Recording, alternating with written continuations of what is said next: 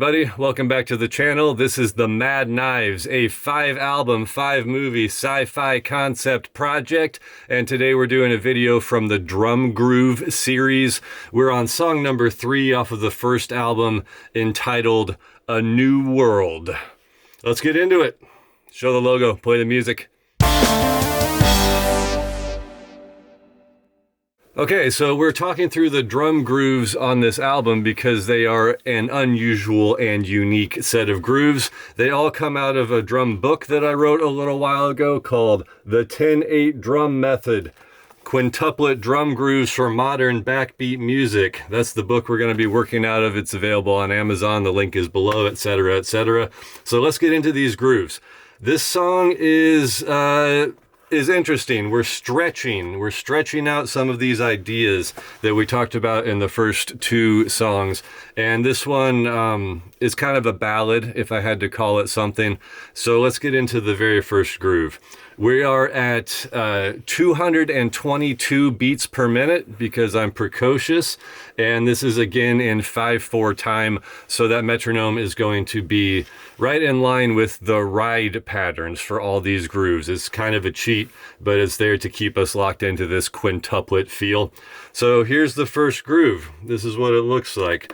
And this is a very basic 10/8 groove, possibly the most basic, but the one thing that we're doing differently on this one is in the ride pattern, we're alternating between right and left hands. So this top line here is the ride cymbal, and the next line is the hi-hat. So the ride is living in the right hand, the hi-hat is living in the left hand. And when you're alternating like this, the thing to notice is that the first kick drum, the downbeat, is going to be in line with the right hand, and the backbeats are going to show up in the left hand. So pretty basic, but it does feel a little different when you split the hands like that. Let's go ahead and listen to this first groove, just the drums from A New World.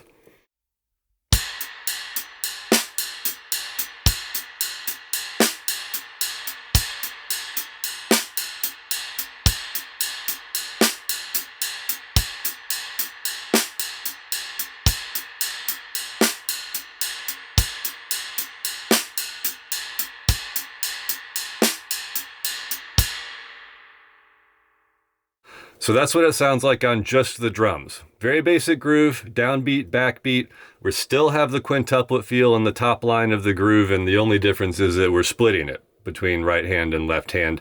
And that is sort of a foundational idea as we stretch these grooves out, and something that can be used at much faster tempos, but demonstrating and showing the foundation at this slow speed. So of course we need to hear this in context. Let's hear what it sounds like with some music. So here is a clip of this first groove with the instrumental demo track from A New World.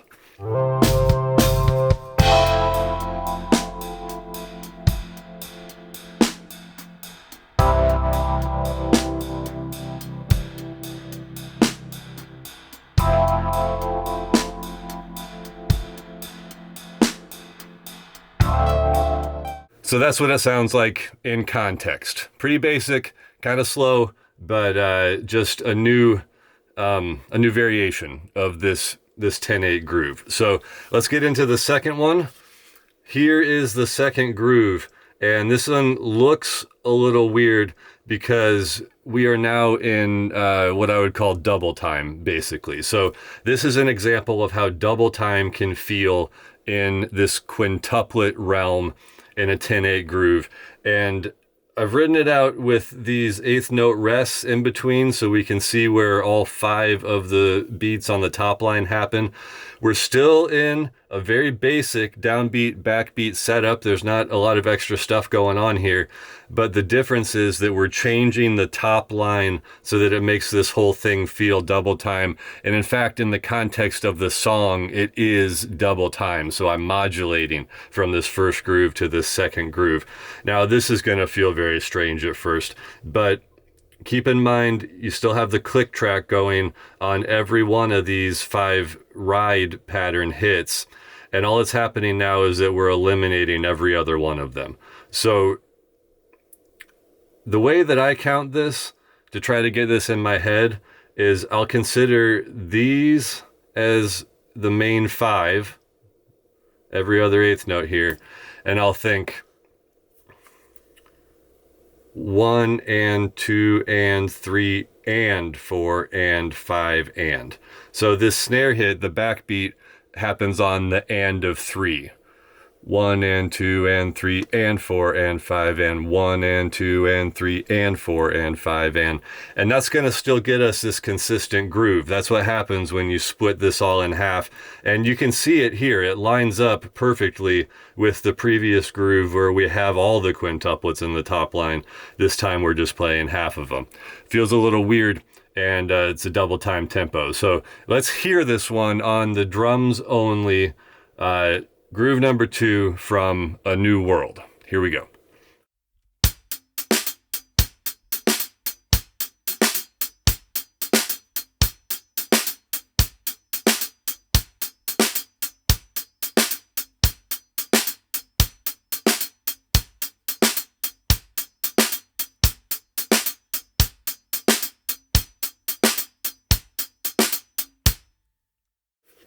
It's a little weird, right? And to me, the pitfall that I run into is that I'm always tempted to kind of delay this snare hit, to sort of throw it a little bit late and give it like a weird swung feel. But if you stay locked in dead on with the click track, this is going to come through as like a symmetrical downbeat and backbeat. It's not going to feel wonky when you just listen to the downbeat and the backbeat. It's going to feel very lopsided when you include this whole thing. So let's hear it in context to see what it's like when there's like a bass line happening and some keyboard parts and stuff. So here is groove number 2 from the instrumental demo for A New World.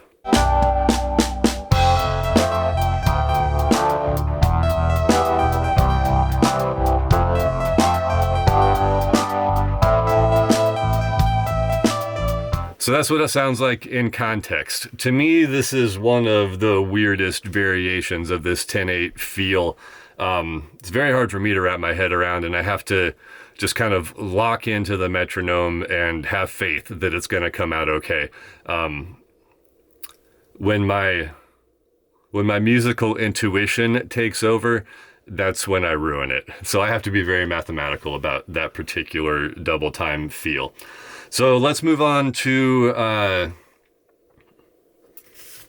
the third groove here. This is a very classic 10/8 groove, something right out of the book, very basic, but it's sort of twice as long, the figure, compared to some of the other ones that we've been doing. But we're still in here with downbeat and backbeat. The only difference is we're adding a kick drum at the end, so it sort of has a turnaround feel to it. So this one is pretty basic and similar to what we've done before, but let's go ahead and hear this drums only, groove number 3 from A New World.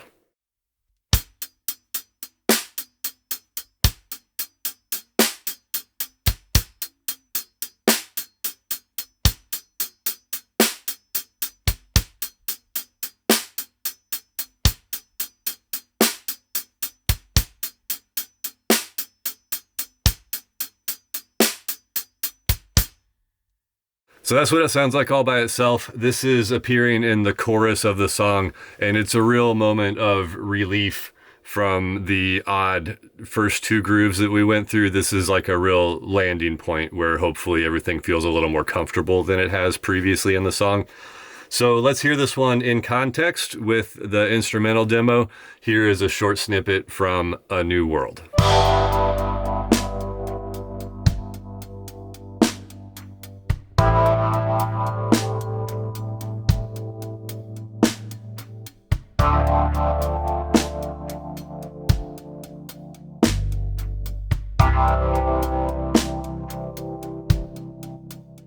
That's what it sounds like in the song with the instruments. To me, that's a lot more comfortable than the first 2. And like I said, it really feels like kind of a landing place for the feel for this song. So Okay, that was groove number 3. Now the last one. There are 4 grooves in this song, and this is the 4th one. And this kind of looks like a mess on the page here, but it's what's happening is simple. So let me talk you through it. Basically, this is a 2-handed groove where the snare drum is playing everything with the hi-hat, but these are all ghost notes, these ones with the little parentheses around them. Ghost notes on the snare drum. We still have the backbeat accented here, full force, and then again a little bit of a kick drum turnaround just to bring everything back to the one. And they're also on the record, and the way I'm playing it, I would maybe put a little crescendo here, because these ghost notes I'm kind of building to this backbeat and trying to give it like a little push as we get there. So I'm also sort of like opening the hi-hat a very little bit as we get to this backbeat to try to really give it a push on those backbeats and make them happen. This 2-handed groove is very common across many types of music in normal 4/4 time. Like you'll hear it in country music sometimes to sort of mimic a train groove, but at lower speeds. And then it also sort of snuck its way into 80s hair metal for some reason. Like in my mind, this 2-handed groove, I'm thinking Motley Crue sometimes, which is very different from what's going on in this song, but that's like a touch point for this both hands at the same time kind of feel. So fairly simple, but just adding a lot of flavor and a new variation on how this 10/8 thing can be approached. So let's hear this one. Groove number 4, just the drums all by themselves from A New World.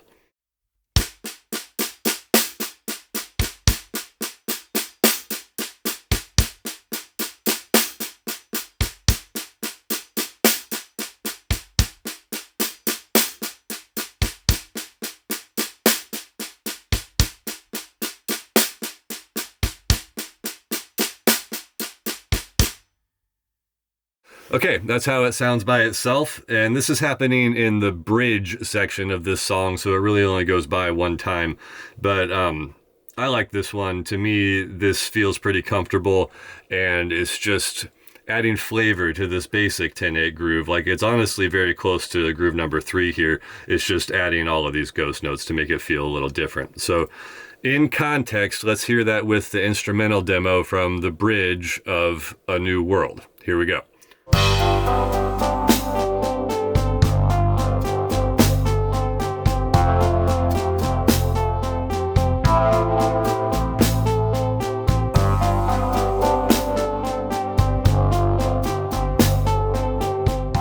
So that's how it sounds with everything else with the instrumentals on the bridge section of the song.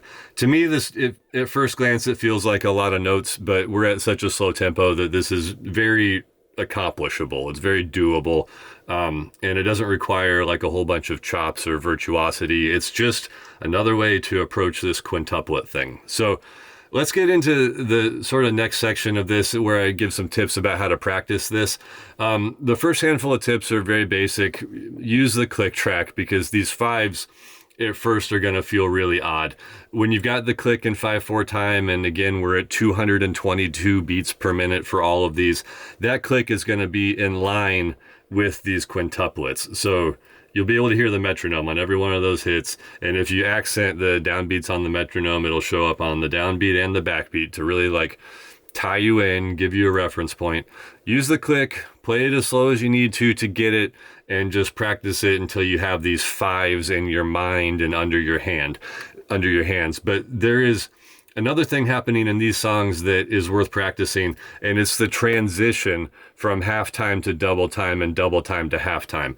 And I'll be honest, this is very hard for me. This was one of the most difficult things that I was doing in this 10/8 method, because I'm just not used to hearing it. Like, I don't have a lot of touch points for how this sounds. So I had to kind of struggle through and just do it mathematically until I could understand how the feel would go.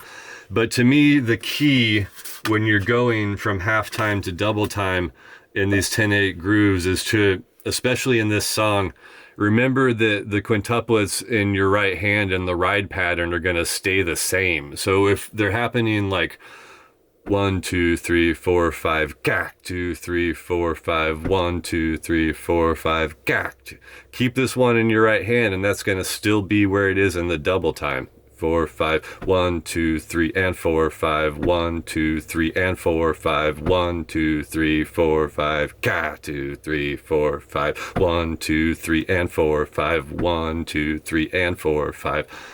So I had to practice that by just going back and forth and back and forth and back and forth and back and forth with the most basic, simple grooves at the slowest tempos, like they felt painfully slow.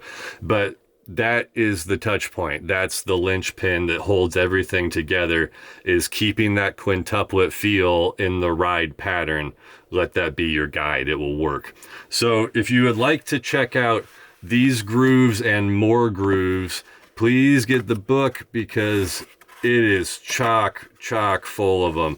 There are hundreds and hundreds and hundreds and hundreds of these grooves in here, and I go through all these variations too. Like, let's see if I can find the table of contents. There are all of these chapters: the basics, double time, ride modulations, two-handed hi-hat ride, linear grooves, hi-hat accents, open hi-hats, half-time shuffles, sixteenths, alternate ride patterns. There is like every variation I could imagine that we go through, and we learn any type of basic like rock and roll drum grooves. They're all in the book. So the link is below. You can get it on Amazon. Otherwise, just stay tuned to the channel, because I'm going to walk through all the grooves for all 10 of the songs off the first album. We're going to talk about them just like this. Show the notation, give examples, show them, and so you can hear them in context. That's what this drum series is about. If you'd like to know more about the project, check out the rest of the YouTube channel. We've got weekly journal updates about how the whole thing is going as I struggle through all 5 albums and all 5 movies that are going along with them.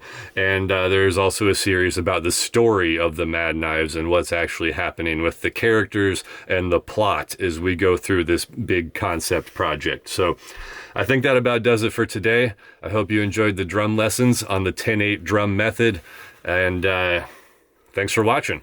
I'll see you all next time.